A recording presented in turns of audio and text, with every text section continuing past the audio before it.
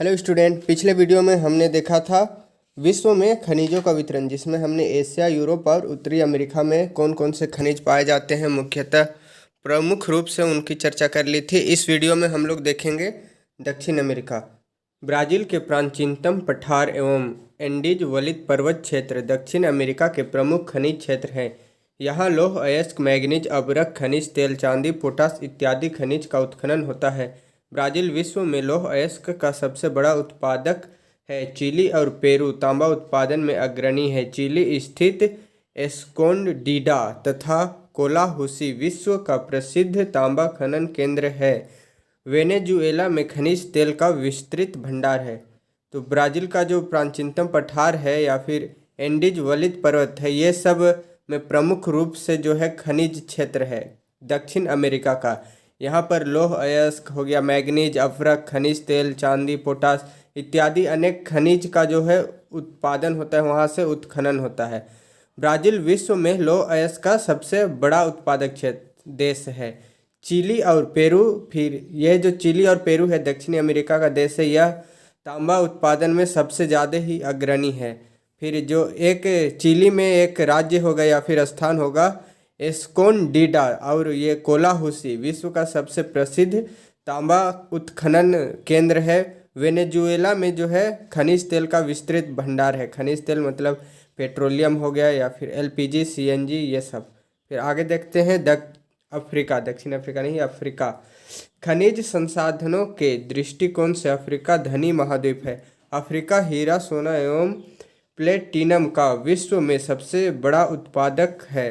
दक्षिण अफ्रीका का जोहान्सबर्ग इगोली अर्थात सिटी ऑफ गोल्ड के नाम से जाना जाता है।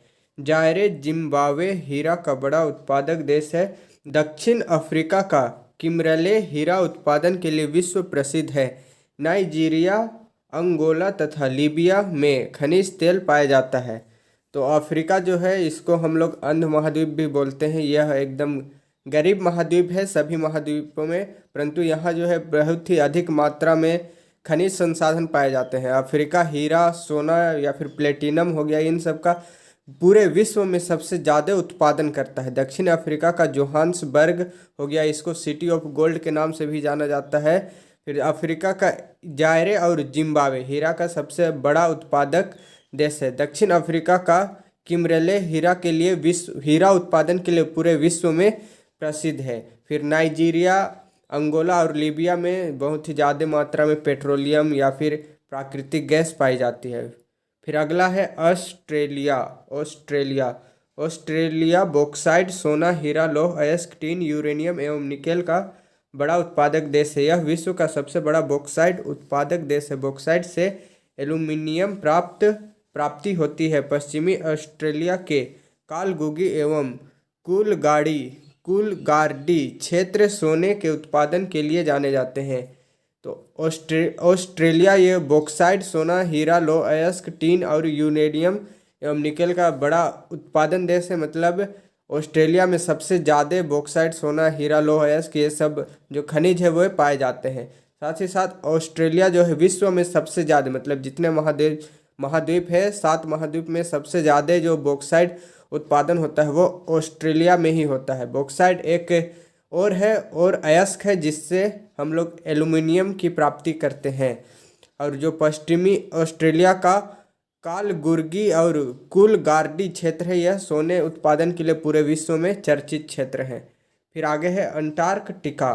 अंटार्कटिका को विज्ञान के प्रति समर्पित महाद्वीप कहा जाता है। यहाँ ट्रांस अंटार्कटिक पर्वत में कोयले एवं पूर्वी अंटार्कटिका के प्रिंस चार्ल्स पर्वत के निकट लोहे के निक्षेप का पूर्व अनुमान लगाया गया है। यहाँ लौह अयस्क, सोना, चांदी और खनिज तेल भी प्रचुर मात्रा में उपलब्ध है। अंटार्कटिका जिसमें अधिकतर लोग नहीं रहते हैं, उसमें बस कुछ साइंटिस्ट लोग रहते हैं और रिसर्च करते हैं। वे लोग ये पता लगाते हैं कि जो धरती है उनमें जीवन का उत्पन्न कैसे हुआ, क्योंकि सबसे कम जिस महाद्वीप में छेड़छाड़ किया गया है वो है अंटार्कटिका। उसमें कोई आदमी रहता नहीं है, वहाँ ज़्यादा पोल्यूशन भी नहीं है।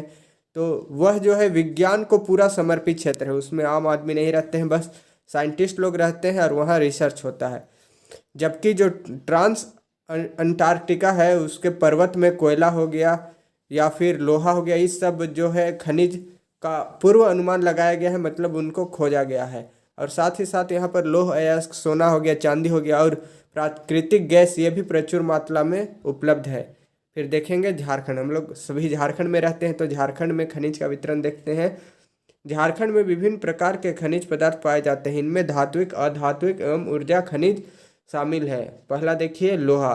झारखंड में लौह अयस्क पश्चिमी सिंहभूम जिले में पाया जाता है। गुआ, नोवा, मुंडी, जामदा, किरीबुरू प्रमुख खनन केंद्र हैं। यहाँ से प्राप्त लौह अयस्क का उपयोग जमशेदपुर, बोकारो, दुर्गापुर के इस्पात कारखानों में किया जाता है। झारखंड में विभिन्न प्रकार के खनिज पाए जाते हैं, जैसे कि कोयला हो गया या फिर बॉक्साइट हो गया, ये सब खनिज पाए जाते हैं। इनमें धात्विक खनिज भी पाए जाते हैं और अधात्विक खनिज भी पाए जाते हैं, और साथ ही साथ ऊर्जा खनिज, जिससे हम लोग ऊर्जा की प्राप्ति करते हैं। तो सबसे पहले देखिए लोहा। झारखंड में लौह अयस्क जो पश्चिम सिंहभूम है उस जिले में मुख्यतः पाया जाता है, और कुछ क्षेत्र हैं जैसे गुआ हो गया, नोवा मुंडी हो गया, जामदा हो गया, किरीबुरू हो गया, ये सब प्रमुख उत्खनन क्षेत्र हैं झारखंड के। यहाँ से जो प्राप्त लौह अयस्क है इसका उपयोग जमशेदपुर, बोकारो और दुर्गापुर के इस्पात कारखानों में किया जाता है। मतलब यहाँ से पहले कच्चे माल को निकाला जाता है, फिर उसको जमशेदपुर, बोकारो और दुर्गापुर के जो फैक्ट्रियाँ हैं, लोहे की फैक्ट्रियाँ, उनमें भेजा जाता है। फिर वहाँ से लोहा को अलग किया जाता है और बाकी जो अन्य गंदगी है उनको अलग किया जाता है। फिर अगला देखिए बॉक्साइट। बॉक्साइट झारखंड में गुमला तथा लोहरदगा बॉक्साइट उत्पादन में अग्रणी जिला है। यहाँ प्राप्त बॉक्साइट का उपयोग मुरी एल्यूमीनियम कारखानों में किया जाता है। अब्रक। फिर अगला है अब्रक। झारखंड में अब्रक का उत्पादन मुख्य रूप से कोडरमा, गिरिडीह एवं हजारीबाग जिले में होता है। यहाँ उच्च किस्म का रूबी अब्रक का उत्पादन होता है। विद्युत का कुचालक होने के कारण इसका उपयोग विद्युत उपकरण बनाने में किया जाता है। फिर अगला है हमारा बॉक्साइट। झारखंड का जो गुमला और लोहरदगा जिला है, यह बॉक्साइट उत्पादन में या फिर इसमें से प्रमुख, मतलब पूरे झारखंड में मुख्य रूप से यही दो जिला है जिनसे हम लोग बॉक्साइट का उत्पादन करते हैं। और यहाँ का जो बॉक्साइट उत्पादन होता है उसका उपयोग मुरी एल्युमिनियम कारखाना में किया जाता है। फिर अब्रक। झारखंड में बहुत ज़्यादा मात्रा में कोयला और अब्रक पाया जाता है। कोयला और अब्रक मुख्य रूप से झारखंड में पाए जाने वाले खनिज है, क्योंकि छोटा नागपुर जो पठार है, हम लोग उसी के ऊपर झारखंड बसा हुआ है। तो छोटा नागपुर पठार में जो मुख्य रूप से खनिज पाए जाते हैं वह कोयला है और अब्रक ही है। छोटा नागपुर पठार छत्तीसगढ़ हो गया, झारखंड हो गया, यही सब में फैला हुआ है। फिर देखिए अब्रक। झारखंड में अब्रक का उत्पादन मुख्य रूप से जो है कोडरमा हो गया, गिरिडीह या फिर हजारीबाग जिले में होता है। यहाँ पर उच्च किस्म के जो अब्रक है उसका उत्पादन होता है, जिसको हम लोग बोलते हैं रूबी अब्रक। और ये जो अब्रक होता है विद्युत का कुचालक होता है, इसीलिए इसको विद्युत उपकरण बनाने में किया जाता है, ताकि जो करंट है वो आर पार ना हो सके। मतलब करंट का फ्लो अब्रक से नहीं होता है ना, तो अब्रक को एल्युमिनियम के सामानों के निर्माण के लिए किया जाता है, ताकि जो उसका उपयोग करे उसको करंट ना लगे। फिर अगला है तांबा। झारखंड में तांबा का खनन मुख्य रूप से मूसा बनी, सरायकेला, राखा, घाटशिला एवं बहरागोड़ा में होता है। तो झारखंड में तांबा का मुख्य रूप से जो खनन होता है वो मूसा बनी, सरायकेला, राखा, घाटशिला एवं बहरागोड़ा में होता है। तांबा, जिससे हम लोग पहले के जो मतलब धनी वर्ग होते थे या फिर सामान्य वर्ग भी होते थे, वे तांबे के सिक्के को नदी में फेंकते थे, जिससे नदी का जल होता है वह शुद्ध होता था। तांबे को एक औषधीय गुण के रूप में भी देखा जाता है। फिर अगला है मैग्नीज। मैग्नीज झारखंड में मैग्नीज का खनन मुख्य रूप से गुआ, बड़ा जामदा एवं नोवा मुंडी में होता है। मैग्नीज झारखंड में मुख्य रूप से गुआ हो गया, फिर बड़ा जामदा एवं नोवाडी में पाया जाता है। फिर देखिए अगला है सोना। झारखंड में स्वर्ण रेखा नदी के रेत में अल्प मात्रा में सोना पाया जाता है।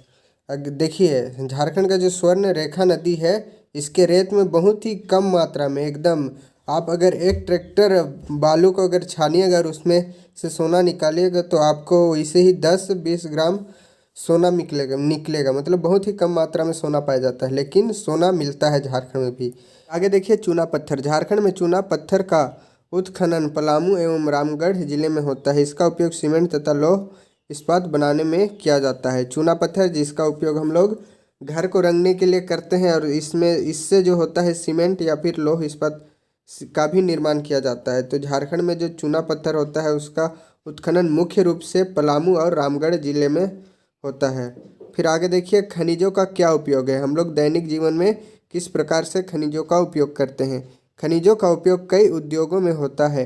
वर्तमान समय में खनिज के बगैर मानव समाज के उत्थान की बात अतिशयोक्ति ही होगी। बड़े बड़े उद्योग से लेकर घर में प्रयोग होने वाले चाकू, नमक भी खनिज निर्मित हैं। तांबा ऐसा धातु है जिसका उपयोग सिक्के से लेकर पाइप तक बनाने में किया जाता है। एल्यूमीनियम बॉक्साइट से प्राप्त किया जाता है जिसका उपयोग बर्तन बनाने से लेकर भवन निर्माण, ऑटोमोबाइल एवं हवाई जहाज बनाने तक में होता है। आभूषण बनाने के लिए विभिन्न रत्नों का प्रयोग किया जाता है। कंप्यूटर में प्रयोग आने वाली सिलिकॉन फिर क्वार्ट्ज से प्राप्त होती है।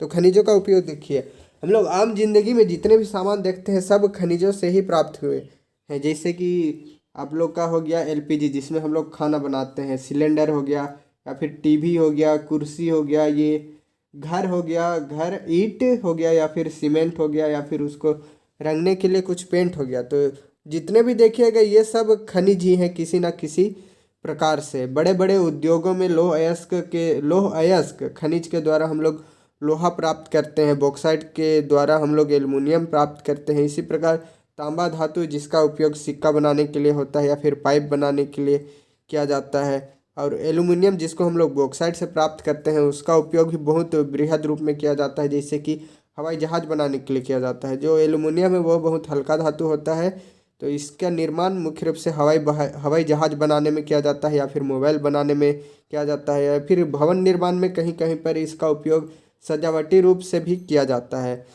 फिर जो कंप्यूटर में है जिसके सिलिकॉन, कंप्यूटर में आने वाली जो सिलिकॉन है ये क्वार्ट्ज से प्राप्त होती है। सिलिकॉन चिप, सिलिकॉन में जो चिप होता है जिसमें हम लोग मेमोरी कार्ड बोलते हैं उसमें वो सिलिकॉन चिप होता है, और वो जो प्राप्त उसको जो बनाया जाता है वह क्वार्ट्ज से बनाया जाता है। क्वार्ट्ज इसका खनिज है सिलिकॉन का। फिर देखिए आगे, खनिजों का संरक्षण। खनिज अनवीकरणीय संसाधन है। खनिजों के निर्माण में लाखों वर्ष लगते हैं। मानवीय उपयोग की तुलना में खनिजों का निर्माण दर बहुत धीमा है। खनन प्रक्रिया में बर्बादी को घटाना आवश्यक है। धातुओं का पुनः उपयोग कर एक अन्य तरीका है जिससे खनिज संसाधनों को संरक्षित किया जाता है। तो खनिज जो है अनवीकरणीय संसाधन है, और साथ ही साथ इसका जो भी भंडार है धरती में वह सीमित मात्रा में है। अगर इसका हम लोग अभी ही ज़्यादा उपयोग कर लेंगे तो यह ख़त्म हो जाएगा। और इसके हमारे जो जीवन अवधि हम लोग कितना जीते हैं, ज़्यादा से ज़्यादा 70 साल हो गया, 80 साल हो गया, इतना हम लोग का एक एवरेज लाइफ टाइम होता है। तो और जो कोयला बनने का प्रक्रिया है वो कितना न कितना लाख साल है। तो अगर इसका उपयोग हम लोग अभी कर लेंगे तो उसका दोबारा उपयोग करने में हम लोग को कई लाख साल प्रतीक्षा करनी पड़ेगी, और तब तक हम लोग के हमारी कई पीढ़ियाँ जिंदा नहीं रहेगी। तो वे लोग खनिज का उपयोग नहीं कर पाएंगे। उन लोगों के लिए ऐसा हो जाएगा जैसे कि आज हम लोग पार्क जाके चिड़िया देखते हैं या फिर पंछी देखते हैं, क्योंकि अब जंगली जानवर सब खत्म हो रहे हैं तो खनिज भी खत्म हो जाएंगे। तो हम लोग को म्यूजियम जाके देखना पड़ेगा कि हाँ ये कोयला होता है, इससे पहले के लोग खाना बनाते थे। ये पेट्रोल होता है, इससे जो पहले के बाइक चलाए जाते थे, कार चलाए जाते थे। लेकिन साइंस प्रगति भी कर रही है और वे खनिज संरक्षण के विभिन्न माध्यम भी निकाल रही है, और खनिजों का बचाव के लिए विभिन्न उपाय भी दे रही हैं। तो हम लोगों को चाहिए कि हम लोग भी जागरूक हों और खनिजों का जो है वह पुनः उपयोग करने में जो है साइंस जो विज्ञान है या फिर फैक्ट्रियाँ हैं उनकी सहायता करें। अगर उसको हम लोग दोबारा फैक्ट्रियों में भेज देंगे तो वह पुनः निर्माण होकर हमारे पास वापस आ जाएगा। फिर देखिए शक्ति संसाधन। शक्ति अथवा ऊर्जा हमारे जीवन में महत्वपूर्ण भूमिका निभाते हैं। किसी कार्य को करने की क्षमता ऊर्जा कहलाती है। ऊर्जा विकास की कुंजी है। मानव सदियों से विभिन्न क्रियाकलाप हेतु ऊर्जा को जैव एवं अजैव रूपों में प्रयोग कर रहा है। मानव ने प्रारंभिक चरण में अपने मांसल शक्ति का प्रयोग किया, फिर पशुओं को परिवहन के कार्य में लगाया। लेकिन शक्ति के साधनों का वास्तविक विकास 18वीं सदी में औद्योगिक क्रांति के साथ हुआ। कोयला का उपयोग कर वाष्प शक्ति का विकास किया गया। समय बीतने पर ऊर्जा के नए स्रोत विकसित हो गए। कोयले के साथ साथ पेट्रोलियम का भी उपयोग होने लगा। आज हमें उद्योग, परिवहन, कृषि, संचार और प्रतिरक्षा के लिए भी शक्ति की आवश्यकता होती है। ऊर्जा संसाधनों को उपयोग एवं अवस्था के आधार पर परंपरागत एवं गैर परंपरागत संसाधनों में बांटा जाता है। तो देखिए, शक्ति जो है हमारे जीवन का बहुत ही महत्वपूर्ण अंग है। यदि हम लोग के पास शक्ति ही नहीं रहेगी, देखिए खाना खाना को हम लोग खनिज के रूप में मान सकते हैं, जिसका हम लोग उपयोग करते हैं, खाते हैं और हमें उनसे शक्ति प्राप्त होती है। ठीक इसी प्रकार जो खनिज है वह हमारे विकास के लिए बहुत ही आवश्यक है। इसका उपयोग हम लोग विभिन्न रूप से करते हैं। जैव खनिज भी हो गया, अजैव खनिज भी हो गया। तो इसका उपयोग हम लोग अपने विकास के लिए करते हैं, जीवित रहने के लिए करते हैं एवं वातावरण को अपने अनुकूल बनाए रखने के लिए करते हैं। सबसे ज़्यादा जो है ऊर्जा शक्ति का जो है मनुष्य तब उपयोग किया जब उद्योग अस्तित्व में आए। जब उद्योग अस्तित्व में नहीं थे तो मानव जो थे या फिर अपने शारीरिक बल से या फिर बैलों के द्वारा या फिर जानवरों के द्वारा जो है श्रम करवाता था। परंतु उद्योग के आने के बाद सब चीज़ जो हो गया मशीन पर डिपेंड हो गया। कोयला का उपयोग करके वाष्प इंजन बनाए जाने लगे, जिससे रेल चलती थी। फिर समय बीतते गए, फिर बाइक आ गए, फिर कार आ गए, फिर बैटरी वाले बाइक आ गए, फिर कार आ गए। तो इन सब से जो कोयला हो गया, पेट्रोल हो गया, इन सब का बहुत ही ज़्यादा मात्रा में उपयोग होने लगा।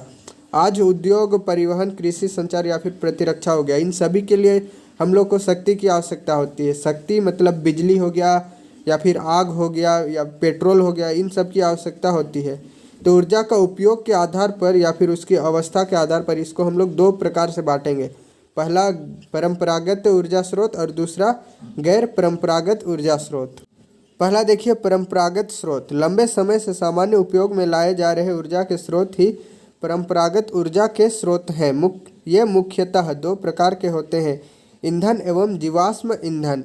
ग्रामीण भारत में 50% से अधिक ऊर्जा की प्राप्ति लकड़ी से होती है। इसका उपयोग खाना पकाने और ऊष्मा प्राप्त करने के लिए व्यापक रूप से होता है। झारखंड के ग्रामीण क्षेत्रों में जंगलों की अधिकता के कारण आज भी लकड़ी का उपयोग घरेलू क्षेत्र में किया जाता है। देखिए, परंपरागत स्रोत मतलब वैसा स्रोत जिसका उपयोग हम लोग बहुत ही पहले से करते आ रहे हैं। मतलब हम लोग दादा के दादा के दादा के दादा मतलब बहुत ही पहले से उपयोग करते आ रहे हैं। जैसे क्या हो गया, जंगल का उपयोग जब मनुष्य जन्म लिया या फिर जब मनुष्य अस्तित्व में आया तभी से हो रहा है और अभी तक भी उसका उपयोग जो है गाँवों में हो रहा है। हालांकि शहर में जो है जंगलों का उपयोग कम कर दिया गया है, क्योंकि जंगल को हम लोगों को बचाना है।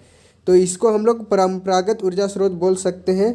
और ये जो परंपरागत ऊर्जा स्रोत है ये मुख्य रूप से दो प्रकार के, पहला हो गया ईंधन और दूसरा हो गया जीवाश्म ईंधन। जीवाश्म ईंधन उसको बोलते हैं जो जैसे कि हम ढेर सारा जो जीव है, पेड़ पौधा है या फिर जानवर सब है, धरती में धंस गए और धरती के ऊष्मा और दबाव के कारण वो या तो कोयला के रूप में परिवर्तित हो गए या फिर पेट्रोल के रूप में परिवर्तित हो गए। तो इसको हम लोग बोलेंगे जीवाश्म ईंधन। भारत का जो ग्रामीण इलाका है उसका 50% से अधिक ऊर्जा की प्राप्ति जंगल के लकड़ी से होती है। खाना बनाने से लेकर घर बनाने तक में या फिर जन्म में पालना बनाने से लेकर जो शमशान तक जो एक लकड़ी होता है जिसमें हम लोग लेके जाते हैं उसको बनाने में, सभी में मुख्य रूप से लकड़ी का ही उपयोग होता है। या फिर घर का चूल्हा बनाने मतलब घर के चूल्हे में आग जलाने से लेकर ठंड के दिन में आग तपाने के लिए हम लोग लकड़ी को जलाकर ही ऊर्जा प्राप्त करते हैं। तो जो झारखंड का ग्रामीण इलाका है यह बहुत पहले से ही जो है अपनी ऊर्जा के लिए जंगलों पर आश्रित होता आ रहा है। जीवाश्म ईंधन जैसे कोयला, पेट्रोलियम और प्राकृतिक गैस परंपरागत ऊर्जा के प्रमुख स्रोत हैं। पौधे और जानवरों के अवशेष जो लाखों वर्ष तक पृथ्वी के अंदर दबे रहे, ताप एवं दाब के प्रभाव से जीवाश्म ईंधन में परिवर्तित हो गए। इन खनिजों का भंडार सीमित है। विश्व की बढ़ती जनसंख्या जिस दर से इसका उपयोग कर रही है, इस दर से निर्माण नहीं हो रहा है, इसलिए ये शीघ्र समाप्त होने वाले खनिज हैं। देखिए, जीवाश्म ईंधन जैसे कि कोयला हो गया, पेट्रोल हो गया या फिर प्राकृतिक गैस हो गया, ये परंपरागत ऊर्जा के स्रोत है। मतलब इनका उपयोग बहुत पहले से ही किया जा रहा है। जो पौधे हो गए या फिर जानवर हो गए, ये इनके अवशेष मतलब जब ये मर जाते हैं या फिर किसी प्राकृतिक आपदा के कारण धरती के नीचे दब जाते हैं, तो लाखों वर्ष जब ये धरती के नीचे दबे रहते हैं तो धरती का जो ताप होता है, धरती अंदर से गर्म होता है, तभी ना जो ज्वालामुखी का जो मैग्मा आता है, लावा आता है, वह पिघलता है। इतना ज़्यादा गर्म रहता है कि वह तरल के रूप में रहता है। तो जो इसका ताप हो गया धरती का और ऊपर से उतना उतना मिट्टी दब गया तो उसका दबाव हो गया, तो इन सब से यह जीवाश्म ईंधन के रूप में परिवर्तित हो जाते हैं और ये जो जीवाश्म ईंधन है बहुत ही सीमित मात्रा में, बहुत ही कम मात्रा में है।